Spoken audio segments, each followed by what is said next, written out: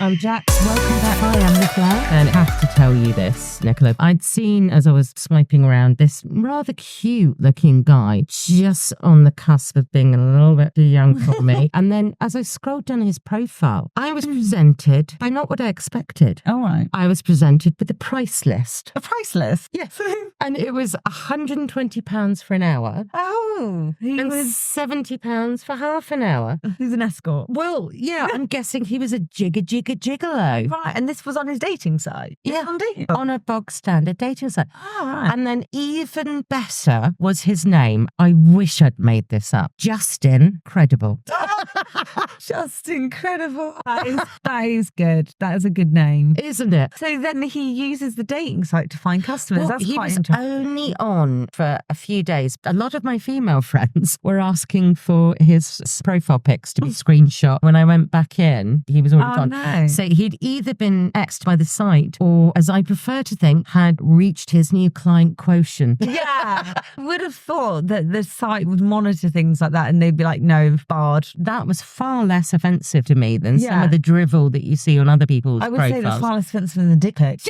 Do you find many honest. misogynistic men? Because I know online is our whole group of misogynistic podcasters telling men what women want. Why didn't you ask women what they like? Yeah. And this is the funny thing. They're the ones that said about the flowers. And I'm thinking, no, that's wrong. You're going to attract the wrong kind of women. And then you're going to be annoyed at that. So they do themselves a disservice a lot of the time. How to identify men who are possessive. These are the types of questions that I've come across. How many men are you talking to? So now actually ask this on a dating site. We'd only exchanged a handful of messages.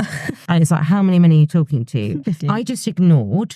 I thought, well, that's inappropriate, but I'm going to give you the benefit of the doubt. He came back with it. You didn't answer my question. No, I didn't. Right. Why would that be important to you? He then responded, I am a Leo. Oh. I'm jealous and prideful and protective. You got two deadly sins thrown in, Willie. Yeah. Jealousy and pride. Yeah, it's not good selling it to you. For me, that was the full-on line of bunting of red flags, bustling in the wind, saying, run away. Yeah. Did you respond? I did. I very politely replied back and said, this is putting me off, not into possessive men. Especially that stage, if you've not even... We've not even met. I've had numerous occasions where I've forgotten to switch off my dating app. You're online, but you're not talking to me. You're obviously flirting with other men. First and foremost, what the hell if I am? Yeah. We haven't even met and we're not a couple. And two, I left my phone on. Yeah.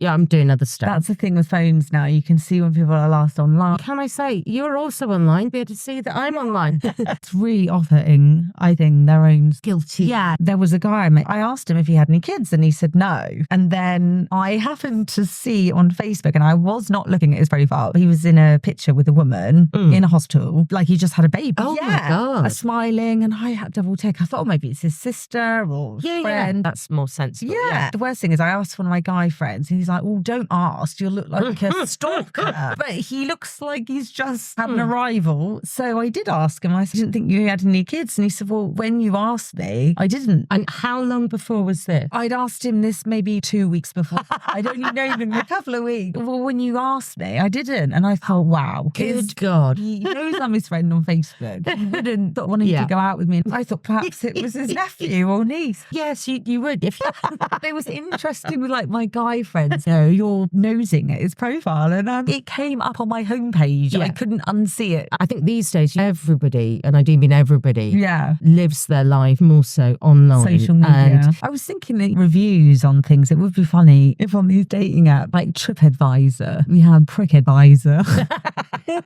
And then you just write a review. We put reviews on everything else. Why not? 5-star, 4-star. oh, What is too much messaging in the early stages? So I met a guy outside Tesco who I've known for about 10 years. I haven't seen him in years now. I said, oh my God, hi, how are you? And we were chatting for about 45 minutes because he was really nice, really friendly, really funny. And each time we spoke, another one of us asked a question or something, the conversation just flowed. I gave him my number because he wanted to know about his nan. He was worried about going into a care home. So I said, my mum works in care. I can find out for you. Gave him my number. remember we both walked into Tesco after that, which was kind of awkward. And in each aisle I walked down, there he was. And then he was by the wine and he picked up a Prosecco bottle and said, oh, look, we could have had a Prosecco by now. And I thought, he's kind of goofy, but kind of funny. By the time I got home, he'd already texted me about 36 messages.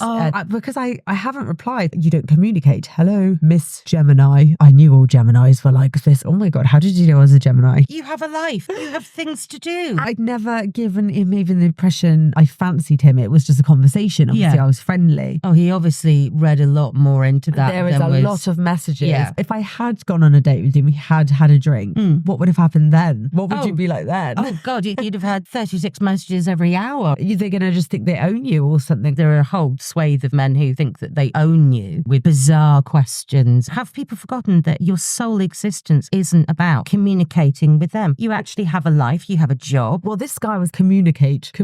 You haven't communicated. I like communication. Perhaps give up, or perhaps I'm busy. If you want to know how psychotic a man is, don't reply instantly.